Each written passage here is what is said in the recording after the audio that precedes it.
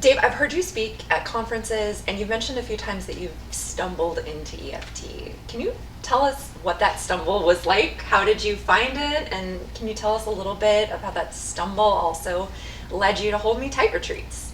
Okay, my experience with emotionally focused couples therapy began about 12 years ago when I was an individual therapist and I did psychological evaluations and very little couples therapy.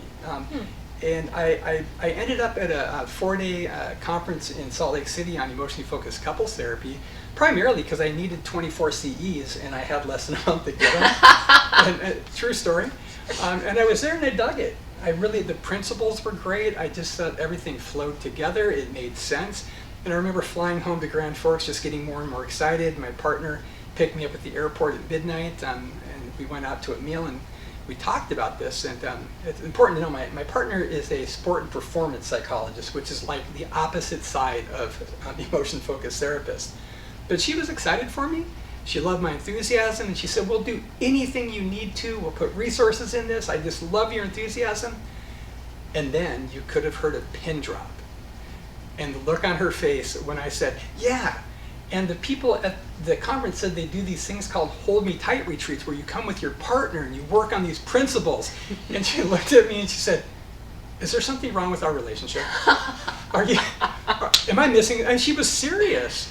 And I'm like, "No, it's just they said that this immersion is the best way to go." And so she begrudgingly agreed to go. And then we bought 2 Hold Me Tight books, and she did not read a single page. She said she was going to read it on the airplane going there. Did not do that, by the way. And up until the first full day, because it was a half day, which wasn't great for her, and then the beginning of the first full day, something magical happened, and she just kind of thawed.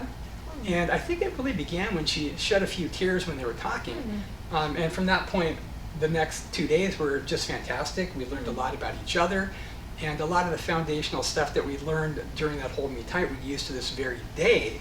And so I have permission from her to say this, that for all those Erins out there who are a little bit concerned about going to a thing like this, she highly recommends it. She said it was a good, engaging time, and she had fun. So once again, encourage you from Erin to attend Hold Me Tight in Grand Forks Assessment Therapy Associates on September 26th through the 28th.